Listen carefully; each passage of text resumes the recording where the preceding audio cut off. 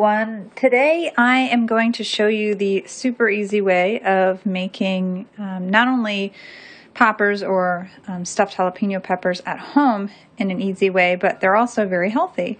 So as you can see, I've already started. All I'm doing is cutting them in half, cutting them in half is what I'm doing. I don't want to disturb this wall here. So what I'm actually doing is I'm taking a small knife and I'm kind of scoring a line there, and then I'm taking it underneath and going like this and popping it out, as you can see how I've been doing here. And any leftover you can kind of jimmy out with the knife real nice. But this is what they look like. You just want to get all the seeds out and most of the veining that you can. It's not a big deal if there's some left in there. It's mainly the seeds that we're concerned about. And of course we're going to leave the stem because it doesn't matter. You know, your guest or yourself can just use the stem to hold it and, you know, just don't eat the stem. Or you can. It's not digestible, but it shouldn't hurt you. But no shame in throwing that part out. What is in the cheese sauce? So I'm not using cheese because cheese, if you do not know already, well, everyone knows cheese is not that good for you, but they don't know why. They just know it's not. The reason is that cheese is quite simply solidified fat, and it's animal fat on top of that, so it's the worst kind. So I won't be using cheese. So what am I using? It tastes a lot like nacho cheese, is what it ends up tasting like, and this is what it looks like. What is in it? This is a mini processor. I have a big one. Mini ones are nice for stuff like this. And all it is some pine nuts.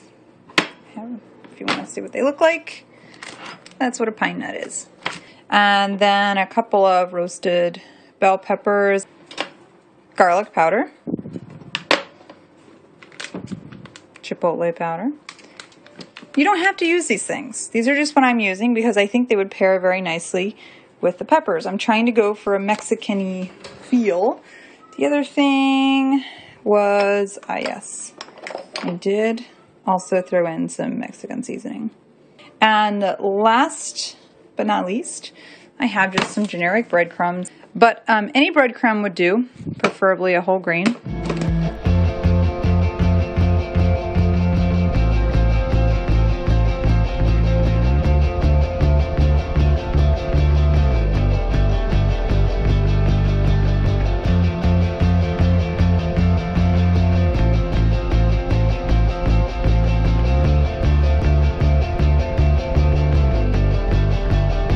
So I am just going to fill like so. It's awful thick. And then sprinkle some of the breadcrumbs, and then into the toaster oven they go. It has been 25 minutes on about like 420, something like that. And they are done. They're very hot, so I will not attempt to try one right now. So I'm going to let them cool off. Probably set the timer for 10 minutes, and then they should be safe to kind of do a test bite and make sure that they're not blazing ass hot, which they are. You can hear them. They're like sizzling. And they smell awesome. You don't have to use pine nuts if you don't have them. And you can always do a vegetable puree.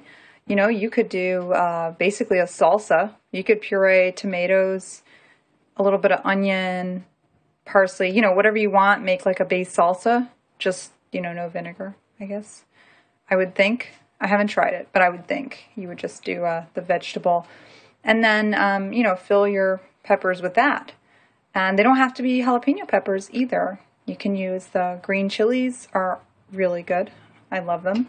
You could even lay down some bell peppers and stuff those, you know, cut them in half, and that would be a really big appetizer. So really it's up to you. Whatever you have is what you use. If you have a choice, you know, always choose the better, the healthier choice, but really the sky's the limits on this. any flavors you want, any combinations, it's up to you. So go ahead and make your own and enjoy. Just excuse